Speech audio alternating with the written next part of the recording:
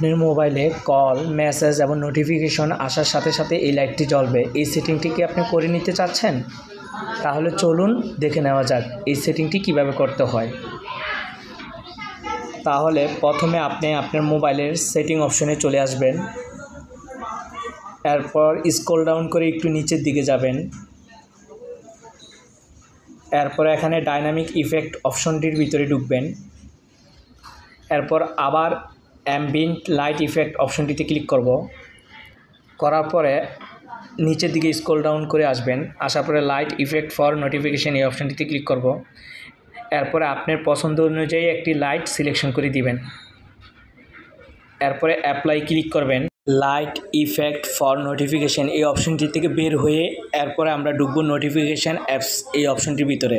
এরপরে এখানে all apps এই অপশনটিকে অন করে দিব। ইনকামিং কল এবং নোটিফিকেশন অপশন এই দুটি অপশনও চালু করে দিতে হবে। এইভাবে সুন্দর সেটিংটি করা যায়।